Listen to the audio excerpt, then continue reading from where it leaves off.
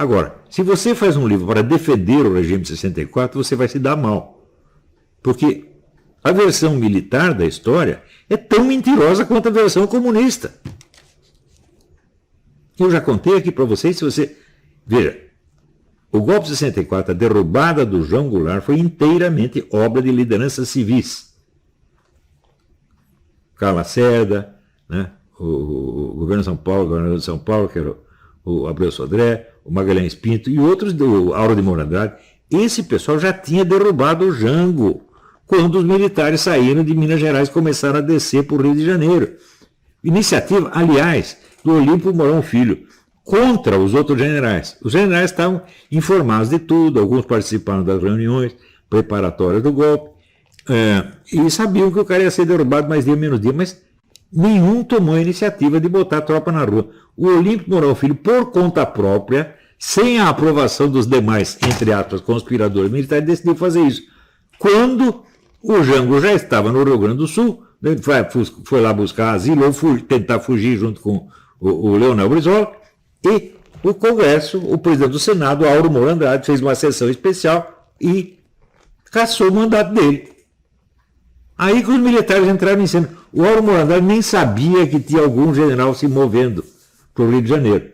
E já cassou o mandato do homem. Portanto, o regime do Goulart já tinha acabado quando os militares se puseram em movimento.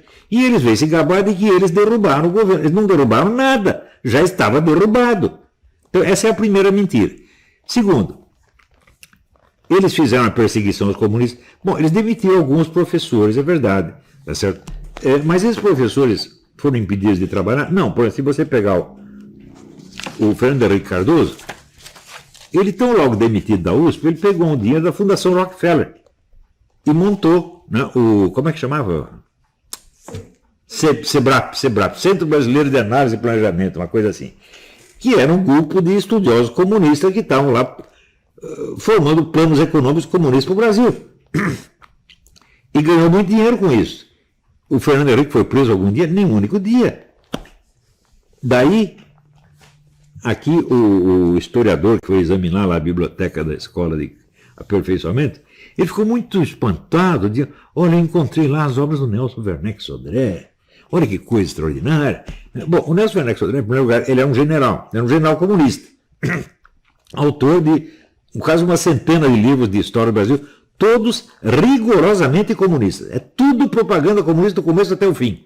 Assim, ortodoxo mesmo, era um emissário do Partido Comunista, que escreveu um monte de livros, claro que tem informação, não são livros totalmente dispensáveis, mas ele era, obviamente, um mentiroso, um farsante. Por quê? Ele, escrevendo sobre a perseguição aos intelectuais comunistas no seu livro A Fúria de Caliban, né?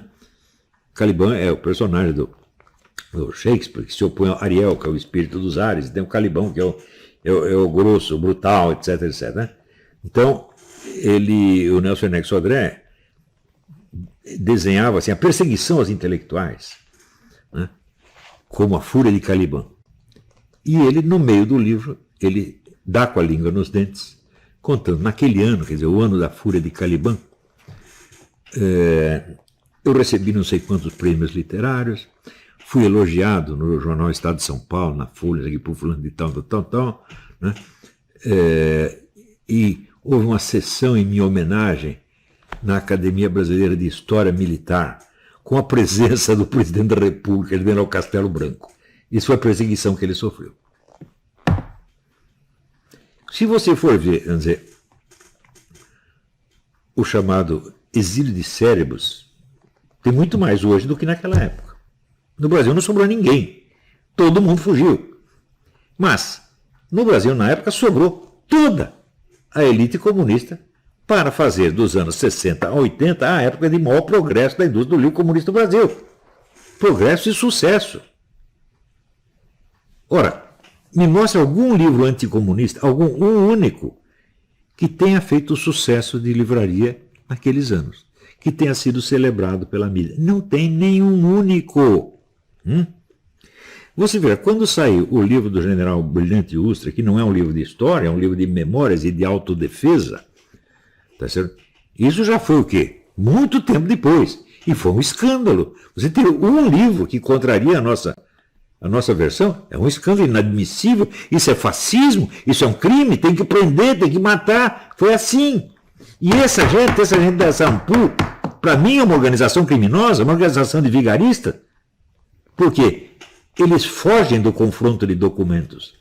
Por exemplo, deste livro aqui, algum deles lembrou de confrontar a sua teoria de que a CIA fez o golpe com o que está contado aqui.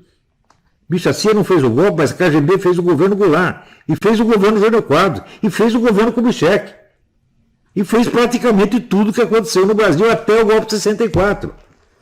Agora, o golpe eliminou os comunistas da jogada? É claro que não.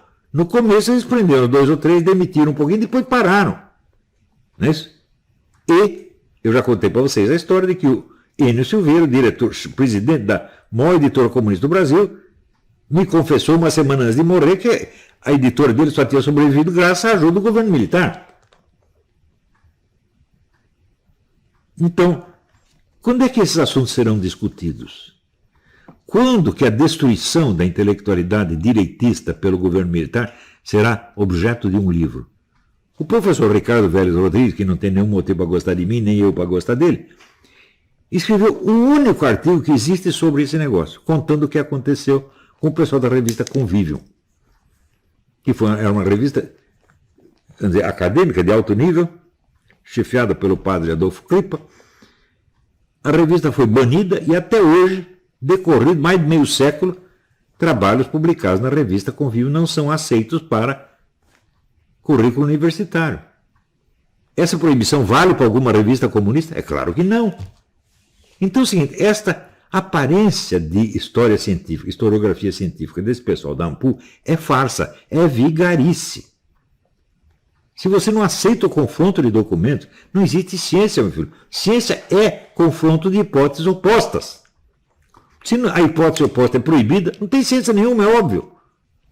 Por exemplo, essa história da amizade do Jânio Quadros com o Andreev, que era o cara da KGB. Uma amizade de 20 anos. E, note bem, eu acabei de contar para você, o Jânio Quadros, antes de ser eleito, prometeu fidelidade à União Soviética para um agente da KGB, meu Deus do céu. E foi eleito pela direita e é tido como candidato da direita. Até onde vai o domínio esquerdista da nossa direita? É? Até onde vai, por exemplo, o domínio mental, que convence todos os direitistas de que contra o comunismo você tem que opor a isenção ideológica. Que é assim, é uma derrota auto-infligida antes de começar a briga. Só tem duas hipóteses, ou você tem ideologia comunista ou você se proíbe de ter ideologia. O que é claro que é uma ideologia também. Mas quantos generais não pensam assim? O senhor não pensa assim, general Heleno? O senhor que é o melhorzinho de todos? O senhor também pensa assim. Seus colegas todos pensam assim. Por quê? A influência positivista passa de geração em geração sem nome. A gente absorve essa ideia porque todo mundo pensa assim, ele não sabe de onde vem, ele não sabe a origem das suas ideias. E daí você fala em positivismo e diz, é mentira que nós somos positivistas, eu nem sei que porra é essa. Isso quer dizer, se o sujeito não sabe sequer o nome da sua ideia, ele é independente por causa disso? Não, ao contrário. Aí que ele é mais dependente.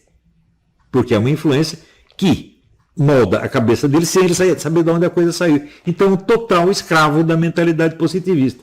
E a mentalidade positivista é revolucionária. Qual era a finalidade do positivismo? Augusto Comte disse, olha, a Revolução Francesa foi um negócio muito bom, mas faltou o equivalente espiritual dela. Ela só foi a Revolução Política. Agora temos que criar a Revolução Espiritual. Então temos que, por exemplo, tirar, né, o calendário dos santos da igreja e colocar os grandes santos da história revolucionária. Robespierre, fulano. E temos que criar, né, feriados civis que substituam os feriados católicos. Por exemplo, quando o pessoal vai falar dia do papai, dia da mamãe, isso é tudo invenção dessa época, gente. Isso é tudo campanha anticatólica. Agora, os que vêm muito tempo depois acreditam que a família é o valor principal, né? Que nós temos que defender a família. Que estupidez é essa, porra? O que alguém tem contra a família? Ninguém tem nada contra a família, pois essa é a coisa mais óbvia. Né? Tem contra a família dos outros. Por exemplo, o Jorge Soros tem algo contra a família dele mesmo, não. Rockefeller. Você quer uma família mais unida e organizada que Rockefeller ou Rothschild? Eles querem destruir a família? Não, querem destruir a sua família. Para quê? Para voltar à situação romana, onde os escravos procriavam sem saber quem era o pai. Porque daí não tem nem herança. Você acaba com a herança. Ou seja, o sujeito morreu, os bens dele vão todos para o Estado. Ou para quem tem o poder de tomar aquilo para ele. Então, é para criar uma sociedade mais estratificada do que jamais houve. E a comunidade mundial inteira está trabalhando para isso hoje. Quer dizer, eles imaginam que eles estão fazendo luta de classe, eles estão, só que estão fazendo contra a classe pobre, contra o proletariado e a favor dos grandes capitalistas. Só que eles não perceberam isso até hoje. E como é possível, meu Deus do céu? E daí tem cara no meio disso aí que vem dizer, não, esse Olavo é autodenominado filósofo. E você foi denominado filósofo por quem? Por algum vigarista igual a você. Eu digo assim, eu sou filósofo, esse pessoal da universidade não tem um puto de um filósofo no meio deles. Nenhum. Me mostra algum trabalho desses caras, trabalho filosófico, desses caras ter obtido reconhecimento internacional. Nenhum. Eu tenho vários, porra. O sujeito achar que ele é um filósofo porque ele é um bacharel em filosofia, isso é vigarice. Isso é charlatanismo. Um filósofo não é quem tem um diploma, um filósofo é quem tem uma filosofia, meu Deus do céu. Cadê a sua? A minha está aí.